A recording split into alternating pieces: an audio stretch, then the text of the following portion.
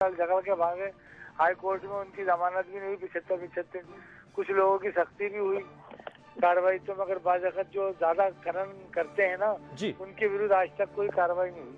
मुमताज जी, क्या लगता है आपको, वन विभाग के जो आला अधिकारी हैं, ऊपर आपके जो अधिकारी लोग हैं, उनको इस चीज में एक सख्त एक वो रखना चाहिए एक अपने हिसाब से कि अगर नहीं है, बनास नदी बहुत बड़ी है, राज्य सीमा में ज्यादा है अवैध खनन। वन क्षेत्र 689 हेक्टेयर है कुल, उसमें 28 कुएं थे जलदाय विभाग के जी, जो 99-97 के अंदर थे, उनमें अच्छा पेयजल था, पानी था बढ़िया, वो नष्ट हो गए। बहुत बहुत शुक्रिया हमसे बात करने के लिए मुमताज जी। तो ये थे हमारे साथ वन विभाग कर्मचारी, टॉक के बनास पर थे, और मुमताज जिन्होंने बताया कि अभी तक खुलेआम वो घूम रहे हैं और उन पर कोई कार्रवाई नहीं हो पाई है। पुलिस ने भी खाना पूर्ति की है। एक साफ तौर पर कहा जाए तो सीधा सा एक सवालिया निशान खड़ा हो जाता है प्रशासन पे कि आखिर क्यों कोई कार्रवाई नहीं हो पा रही है। किरोड़ी लाल मीणा ने भी इस चीज को, इस मुद्दे को उठाया था कहीं ना कहीं। उसके बाद कलेक्ट्रेट पर प्रदर्शन किया गया। काफी समय पहले भी एक खूनी संघर्ष देखा गया दो गुटों को लेकर।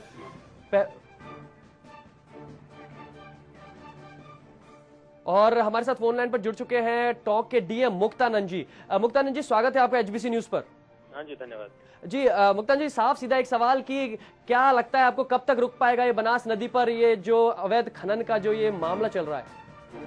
मैं शेयर करना चाहूंगा कि इसमें मुख्य भूमिका जो है वो खनन विभाग की है जी, और चूंकि बजरी का जो महत्व है वो पिछले 1-2 सालों में बढ़ा है जी, और उसके बाद इसका दोहन शुरू हुआ है बड़े पैमाने पर। जी, तो इस बारे में अभी नियम स्पष्ट नहीं है, नियम स्पष्ट किए जा रहे हैं और उसमें लीज आवंटन की प्रक्रिया खनन विभाग द्वारा जल्दी शुरू कर दी जाएगी, ऐसा मुझे बताया गया है। और जल्द ही वो लोग इसके बाकायदा लीज आवंटित करेंगे, इसके प्लॉट्स बना के।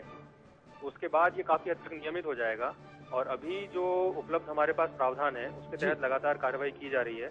ओवरलोडेड जो व्हीकल्स हैं उनके हम चालान बना रहे हैं, काफी बड़ी संख्या में चालान बनाए गए हैं।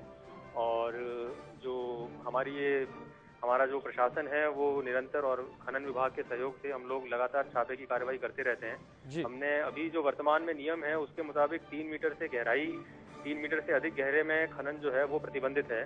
उसके लिए हम लगातार कार्रवाई कर रहे हैं और फिलहाल और कार्रवाई करते रहेंगे।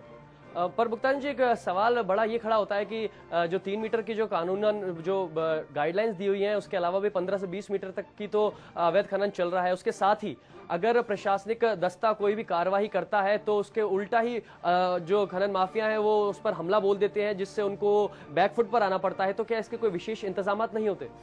हमले के तो अभी तक ऐसी वारदात मेरे सामने आई नहीं है, लेकिन चूंकि मेरा वही कहना है कि चूंकि ये रिसेंटली हमारे सामने बहुत बड़े पैमाने पर आया है और इस बारे में स्पष्ट नहीं है, इस बारे में कार्रवाइयां की गई हैं। हमले की ऐसी कोई वारदात हुई नहीं है, लेकिन इस बारे में ये है कि ये चूंकि काफी सुनियोजित ढंग से होता है तो कई बार ऐसा जरूर होता है कि हमारे कार्रवाई करने से पहले सूचना मिलने पर वो लोग चले जाते हैं, लेकिन इसके बावजूद कार्रवाई निरंतर जारी है।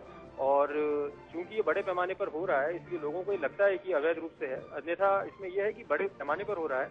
अवश्य ये 3 मीटर से गहराई का जो खनन है वो जरूर इसमें गलत है, लेकिन उसके अलावा क्योंकि ये लोगों का इसमें, मैं ये जो मेरी समझ है कि लोगों का इसमें भावनात्मक रूप से जुड़ाव हो गया है, इसलिए इसमें अवैधता जो है वो बहुत बड़ी दिख रही है क्योंकि बड़े पैमाने पर हो रहा है। लेकिन अगर हम नियमों की बात करें तो नियमों के मुताबिक इसमें कुछ नियम है जिनके अंतर्गत कार्रवाई की जा रही है और जल्द ही इसमें माइनिंग विभाग जो प्रक्रिया शुरू कर रहा है उससे काफी हद तक ये नियमित हो जाएगा। मुक्तानंद जी, एक चीज समझ में नहीं, इसमें भावात्मक क्या है? क्योंकि साफ सी बात है कि किसी लाइसेंस के तहत तो ये काम किया नहीं जा रहा, साफ तौर पर कालाबाजारी की जा रही है। दूसरी बात ये है कि 1997 से ये चीज चल रही है और अभी हाल ही में सांसद किरोड़ी लाल मीणा ने भी इस चीज का मुद्दा उठाकर और कलेक्ट्रेट पर ज्ञापन भी सौंपा है और गुहार लगाई थी और मांग की थी कि इस चीज को बंद किया जाए कि बहुत बड़े पैमाने पर यह कालाबाजारी हो रही है। लाइसेंस की बात में स्पष्ट करूं, हालांकि आप खनन वालों से इस बारे में पूछें तो बेहतर होगा जी, लेकिन जो मेरी जानकारी है उसके मुताबिक ये माइनर मिनरल्स है बजरी, और इसके बारे में अब तक सरकार ने, ये जरूर 97 से चल रहा होगा, लेकिन जहां तक मेरी समझ है पिछले कुछ समय से, ये जब से हमारा कंस्ट्रक्शन इंडस्ट्री बढ़ी है तब से इसका जो बड़ी मात्रा में शुरू हुआ है ये खनन और इसका ट्रांसपोर्टेशन। और लाइसेंस की जहां तक बात है तो चूंकि नियम नहीं थे इसलिए इसमें लाइसेंस की बात नहीं थी। एज ऑफ नाउ तो मेरी अंडरस्टैंडिंग है कि ये इट इज ओपन, काला बाजारी जैसा इसमें कुछ नहीं है, परमिट फी ली जा रही है, एवरीथिंग इज बीइंग टेकन। अभी जो वर्तमान में नियम है उसमें 3 मीटर से अधिक गहराई तक खोदना गलत है। बाकी आप खनन विभाग से और स्पष्ट कर सकते हैं और मैं विश्वास दिला रहा हूँ कि हमारी कार्रवाइयां चल रही हैं, लगातार चलती रहेंगी, अभी भविष्य में और सख्त कार्रवाई होगी। और इसके साथ ही अभी जो माइनिंग विभाग इसमें लीज की प्रक्रिया शुरू कर देगा, उसके बाद ये काफी हद तक नियंत्रित हो जाएगा। बहुत बहुत शुक्रिया हमसे बात करने का मुक्तानंद जी। तो ये थे हमारे साथ टॉक में डीएम मुक्तानंद जी, जिन्होंने बताया कि लगातार कार्रवाई जारी है। हालांकि इन्होंने बताया कि कुछ समय से ही ये मुद्दा इनके सामने आया है, लेकिन ये एक बहुत बड़ा मुद्दा है क्योंकि बनास नदी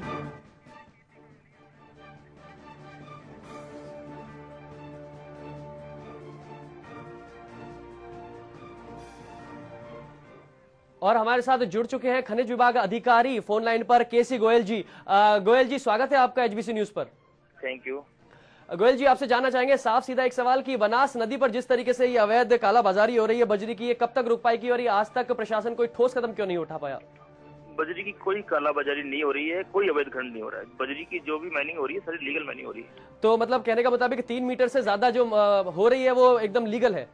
3 मीटर से ज्यादा हो रही है, उसके खिलाफ हम कार्रवाई कर रहे हैं, उसको रोक रहे हैं। आपने पहले भी देखा होगा कि किस तरीके से खूनी संघर्ष हुआ है और अवैध बजरी खनन को लेकर, और उसका जो है सीना बिल्कुल छलनी कर दिया है बनास नदी का, जो कि लाइफलाइन कही जाती है टॉक की। तो इस बारे में आप क्या कहना चाहेंगे? नहीं, ऐसा नहीं है। 3 मीटर के खिलाफ कार्रवाई कर रहे हैं। हमने 10 लाख का जुर्माना भी वसूल किया है जी।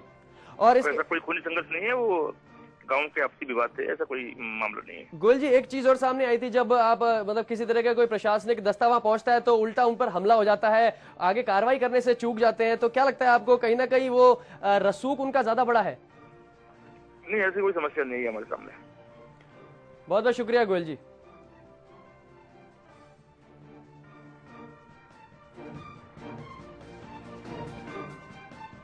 वो बात ही करने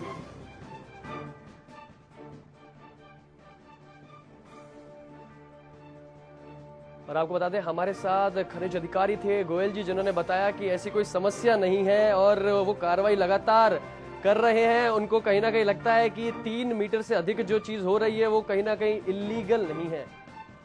साफ सीधी बात थी कि जो हमारे वन विभाग के अधिकारी, वन विभाग के कर्मचारी से बात हुई थी हमारी मुमताज जी से, उन्होंने बताया कि काफी समय से ये समस्या से जूझ रहे हैं। बनास नदी पर जो जिस तरीके का अवैध खनन चल रहा है, बजरी खनन, उससे काफी लोग, गांव पूरा अस्त व्यस्त हो गया है। कई बार खूनी संघर्ष भी हुआ है, कई बार प्रशासनिक अधिकारियों को मुंह की खानी पड़ी है।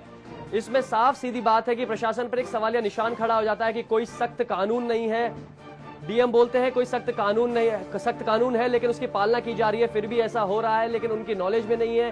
खनिज अधिकारी बोलते हैं कि ऐसा कुछ भी नहीं है, सब कुछ लीगल कह सकते हैं कि लीगल दायरे में हो रहा है, लीगल सीमा में हो रहा है। लेकिन साफ सा सीधा है, सारे अधिकारी खाना पूर्ति कर रहे हैं, लीपा पोती नजर आ रही है और इसकी जो कीमत है वो साफ तौर पर बनास के लोगों को भुगतनी पड़ रही है। एक बहुत बड़ा सवालिया निशान है बनास नदी पर जिस तरीके से अवैध भूमाफिया हैं, जो ये खनन माफिया हैं, उनके हौसले इतने बुलंद हैं कि उन पर किसी प्रकार की रोक नहीं लग पा रही है। आज भी इतने समय बाद भी कई बार इस मुद्दे को उठाया गया, कई बार खूनी संघर्ष भी हुआ, उसके बाद कलेक्ट्रेट को, प्रशासन को जगाया गया, चेताया गया, उसके बाद भी कहीं ना कहीं प्रशासन पर एक सवालिया निशान खड़ा हो जाता है कि आज तक भी कोई सख्त कानून क्यों नहीं पारित किया गया बनास नदी पर अवैध खनन के चलते।